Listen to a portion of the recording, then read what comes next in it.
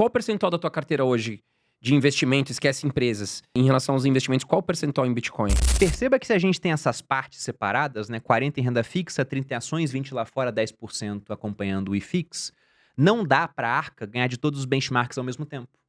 Porque ela é uma média desses Sim. benchmarks. Só que teve um período em que a Arca conseguiu ganhar dos 4 benchmarks. Porque a gente colocou 1% de Bitcoin na Arca. Você tá comprando, você tá esperando, como é que você tá enxergando o Bitcoin no atual momento? Bom, indiscutivelmente era melhor ter comprado lá atrás. Ah, sim, claro. E não faltaram avisos dados aqui no meu canal, em outros, né?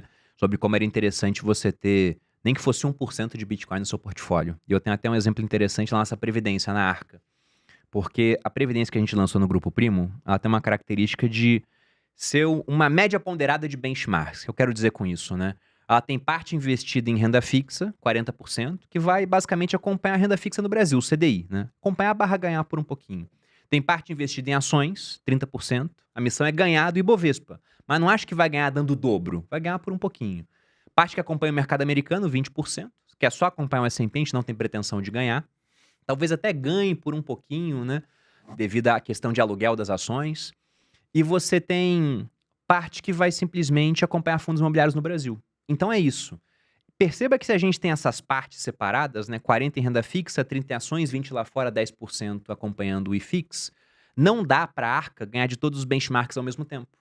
Porque ela é uma média desses Sim. benchmarks. E não dá pra gente fazer, por exemplo, um cálculo de média de altura de quem assiste o podcast. Aí vai lá, tem um cara com 1,70, um 1,65, outro com 1,80, a média deu 3 metros. Não, a média tá sempre entre os integrantes da média. Sim. Então, ela tenderia a ficar assim, ó, o S&P foi muito bem. Então, o S&P puxa a Arca para cima, a Arca ganha de FIX, CDI e Bovespa e perde para o S&P.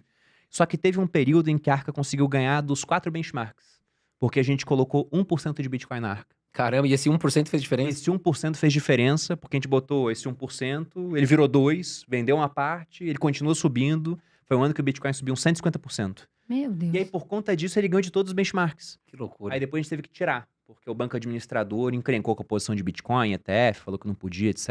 Aí, infelizmente, tivemos que tirar. Mas isso foi 1% de Bitcoin, cara. Foi apenas 1%. Então, vale a pena você ter um pouquinho no portfólio. Aí, voltando à pergunta, mas nesse momento, né, o que você acha? Acho que depende muito do prazo que a pessoa tem para realizar esse investimento. Porque se ela tá pensando simplesmente nos próximos 6 meses, aí eu já não sei, cara. Eu não acho que o Bitcoin tá caro agora, mas o ponto é que se a gente pega o histórico dos ciclos do Bitcoin, esse é um ano onde a gente atinge uma nova máxima, e já atingimos 125 mil dólares, é uma nova máxima. Talvez suba mais, possa ir para 130, 140, 150. Mas depois disso, a gente entraria naquele período conhecido como bear market, né? O mercado do urso. E nesses mercados, eu já vi o Bitcoin cair 80%, eu já vi ele cair 50%. Então, essa pessoa ela poderia amargar um período de prejuízo frente a esse primeiro preço que ela comprou, enquanto o Ela não Bitcoin não atinge aguenta, uma né? nova máxima. Desespera, né? Alguns não aguentam. Agora, se o cara fala, não, eu tô comprando isso aqui para vender só na próxima década, aí eu acho que vale a pena sim comprar até O mensalmente. cara tem que pensar por longo prazo, né, Bruno? Na minha opinião, sim. Você chegou a vender ou tá vendendo uma participação, já A que você única considera coisa que tá que- num preço ok? Eu só vendi aquele esquema de vender 35 mil por mês para você Não recomprar pagar e você imposto. limpar do imposto de renda, né? Sim. Até porque talvez a gente não tenha mais esse benefício no ano que vem, caso passe a medida provisória do governo que quer acabar com essa isenção, né? Mas foi só isso, eu não me desfiz de mais nada da minha posição, até porque é uma posição que eu pretendo carregar para o longo prazo. Eu me vejo, sei lá, com 60 anos falando para os meus netos, né? Cara, na minha época o Bitcoin custava só 100 mil dólares. E agora eu tô te dando um presente Eu fui um dos aqui, ó. pioneiros em falar na internet. Eu lembro que Isso pode você acontecer. falava lá atrás. Ô, Bruno, e qual o percentual da tua carteira hoje de investimento, esquece empresas? Que eu sei que você tem muito dinheiro em empresas, né? Mas em relação aos investimentos, qual o percentual em Bitcoin? Cara, se eu for pegar, né, só o dinheiro investido no mercado financeiro, ainda tá próximo dos 80% que eu tinha no passado, né? Porque eu não vendi Sim. e o Bitcoin não subiu tanto esse ano. Então, se a gente pega a performance em reais, tá bem alinhada assim com a Selic, tá dando alguma coisa em torno de 13% no ano, né? E então, como ele cresceu 13% e a posição em ações cresceu até um pouco mais do que isso, e os outros ativos também, então meio que ele diminuiu um pouquinho de tamanho, embora eu tenha comprado um pouco mais, então ficou em torno de 80%. Mas eu lembro que isso não quer dizer que 80% de tudo que eu tenho tá em Bitcoin, porque meu principal patrimônio hoje é equity do Grupo Primo. Sim. Só que isso não tá líquido, não tá em bolsa, então eu não posso vender essas ações, né? Mas se eu fosse considerar em termos de fatias, né, com um grupo prima, aí o meu patrimônio investido ele fica menor e o Bitcoin será uma parte muito menor da minha carteira. Se eu botar os imóveis que eu tenho também, aí fica menor ainda. Até por isso que eu me dou ao luxo de correr esse risco de ter mais da parte investida em Porque Bitcoin. você já distribuiu em outros segmentos, né? Ô, Bruno, e teve alguma outra moeda que surgiu ultimamente na tua carteira que você tá olhando com bons olhos? Ou ainda você enxerga o Bitcoin como a única opção? Cara, só Bitcoin. Eu já tive outras moedas, hoje em dia... Solana, essas moedas, você acha que é muita Não. especulação? Eu acho que em certos momentos do ciclo elas vão performar melhor do que o Bitcoin, como já aconteceu no passado, mas elas têm um caráter mais especulativo, ainda que você tenha realizações acontecendo dentro dos ecossistemas dessas criptomoedas, né? Mas, por exemplo, lá atrás eu lembro que uma das teses do porquê você comprar Ether da rede Ethereum era que para você fazer transações o tempo todo tinha taxa. Então, quanto mais gente usando a rede, mais taxas seriam necessárias serem pagas. Para pagar a taxa, precisaria ter Ether. As taxas da rede Ethereum caíram drasticamente. E na Solana, você faz as coisas basicamente de graça. Sim. Então, não tem que ter Bem mais demanda barato. pelo token para você fazer essas coisas. Então, eu fico pensando, cara, por que esse token tem que valorizar? Porque não tem um pagamento de dividendo também por trás daquela criptomoeda. Tem umas que tem esse tipo de projeto hoje em dia, né?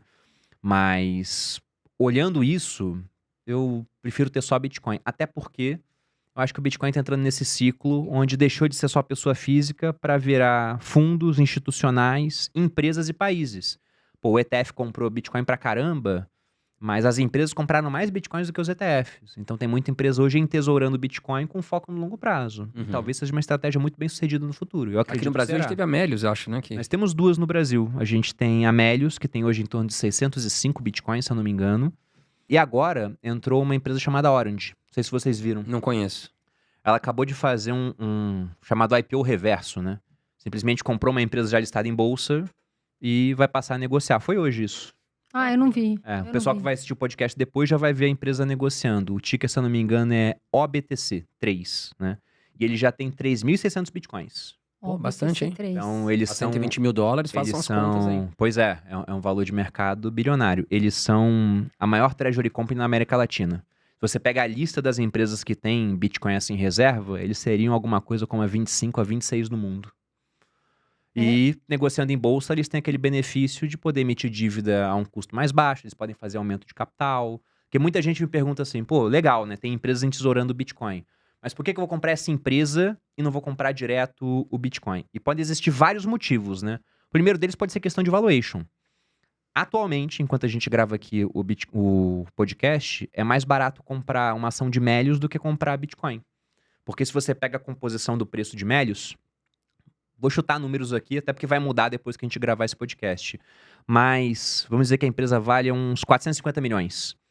Parte disso, 70 milhões é caixa. Esse caixa pode ser convertido em Bitcoin também, né? E os outros 380 milhões é basicamente que eles têm Bitcoin.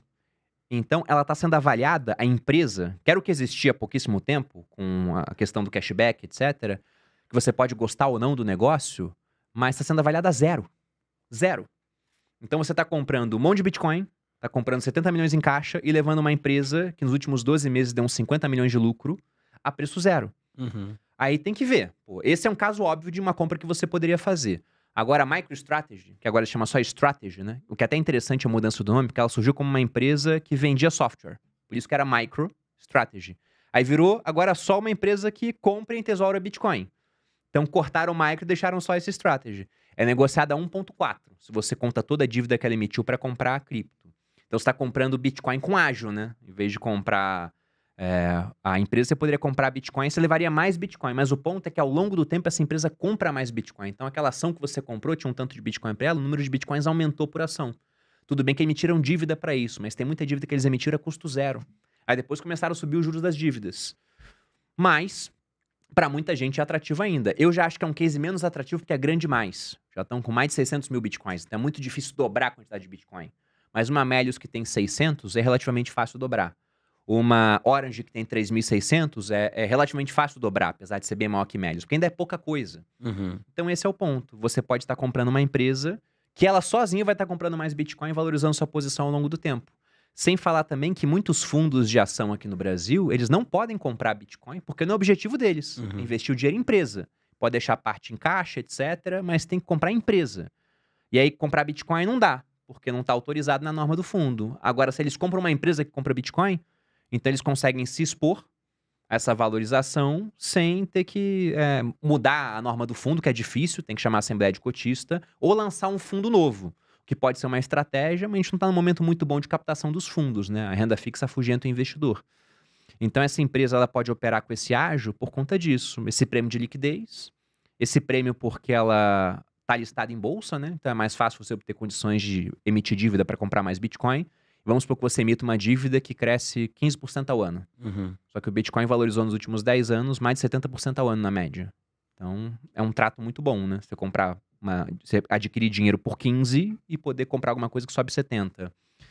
E o outro ponto também é que quanto mais volátil essas empresas, melhor para quem está tradando opções também. Então tem um certo componente de volatilidade, porque ela pode atingir preços mais altos ou preços mais baixos. Isso também faz com que as coisas venham a valer mais. Se você pega naquela fórmula de precificar opções, na Black-Scholes, quando você vê um mercado muito volátil, as opções ficam com preços mais altos. Então, quanto mais volatilidade, maior o preço das opções. Para a empresa tem um certo componente também que deveria fazer com que aquilo que é mais volátil, por ter a chance de bater preços mais altos, tenha um beta maior, né? Um pouco mais de preço. Muito legal essa ideia de que fundos de ações agora possam investir numa empresa que está nada investindo em Bitcoin. É uma forma dela diversificar o portfólio dela em Bitcoin. Acredito eu que vai ter uma aceitação muito grande. Chama Orange. Orange, só que em vez de G, né, que é como é a palavra em inglês, laranja, é com J. Que legal, não estava sabendo dessa empresa.